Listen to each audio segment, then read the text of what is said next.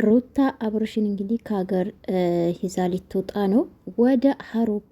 እንግዲህ ከዚህ በፊት አረብ ሀገር ነበረ ሲዝናኑ የነበረ ዱባይ። አሁን ግን ከኢትዮጵያ ውጪ እሺ መሄድ አለብኝ ያለች ነው ጋይስ። ዛሬ ግን አልቻልሽንም እኮ ሩታዬ፣ አልቻልንሽም፣ በጣም አልቻልንሽም እንዴ ሩታዬ ማለት ነው። እኔ ቆንጆ ዛሬ እኮ አሜት ነው ያዝሽው፣ አሜት እንዴ። ለምን ቤትሽ ቁጭ ብለሽ ማለት ነው። እኔ ውድ አምሮብሻል ባይዘው ማለት ነው። ቤትሽ ቁጭ ብለሽ ቡና ያፈላሽ ከጎረቤት ጋር ስለ ኤርሜላ ብታወሪ አይሻልም?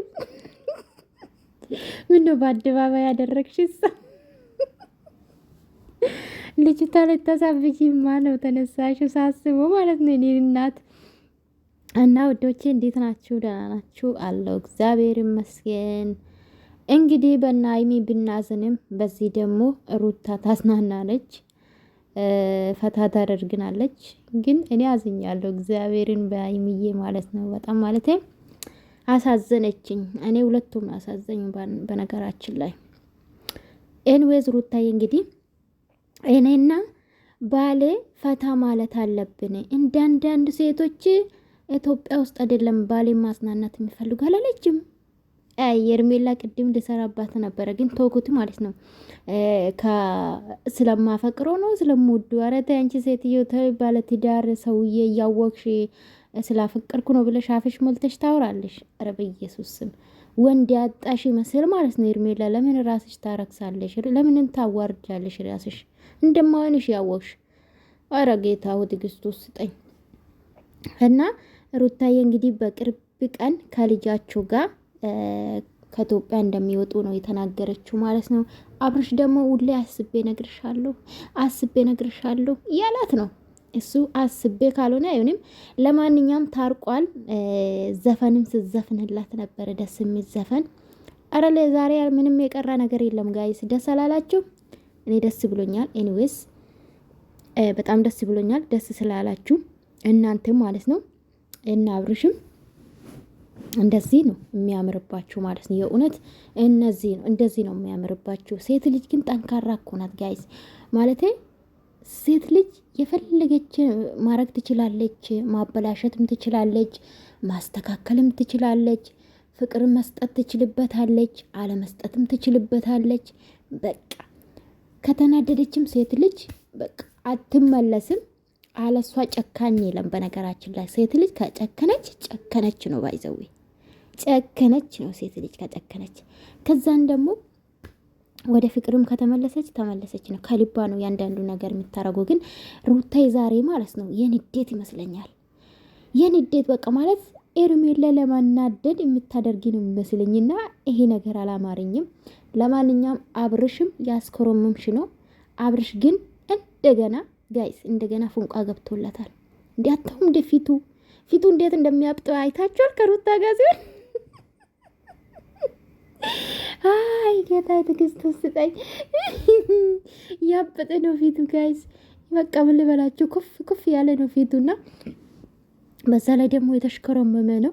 እንግዲህ ያሽከረመመች ነው ሩታዬ ማለት ነው።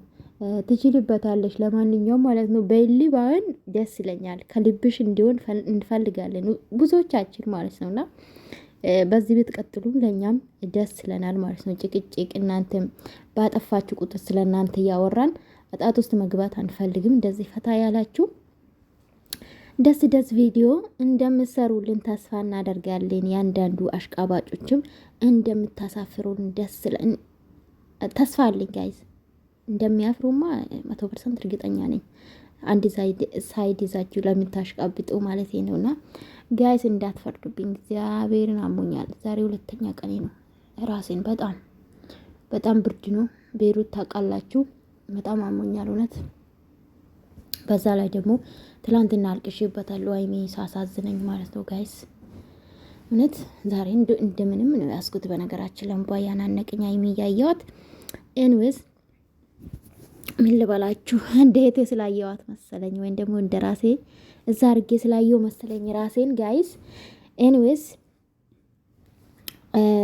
ውዶቼ ላይክ ሰብስክራይብ ማድረጋችሁን እንዳትረሱ፣ አበረታቱኝ። እንግዲህ ሩታ ዛሬ መታለች በቤቷ። እንደውም ትላንትና ለምንድን ነው በተከታታይ በራሷ በአብርሽ ብቻ የምትለቁ ያልኩ ነበር በውስጥ እውነት ለመናገር በፈጣሪ በሚያውቅ ማለት ነው። ግን ዛሬ በራሷ ቤት መታለች። ግን ቅኔ እንደዛም ደግሞ እኔ አሽሙር የበዛበት ነው ዛሬ ጋይስ። አልቻልንም እሷን ጋይስ። በቃ ምን ልበላችሁ አልተቻለችም ሩታ ማለት ነውና ያው እርግጥ ይሄ ላይፍሽ ነው ሩታዬ፣ ላይፍሽ ነው። ሰው ለማናደድ ከሆነ እንደዚህ የምታረጊ ይቅርብሽ። ከልብሽ ከሆነ ደግሞ ደስ ይለናል ሁላችን ማለት ነው። ለምን ህይወትሽ ነው። ማንም ይሄ ላይፍሽ ነው፣ የራስሽ ግል ነው።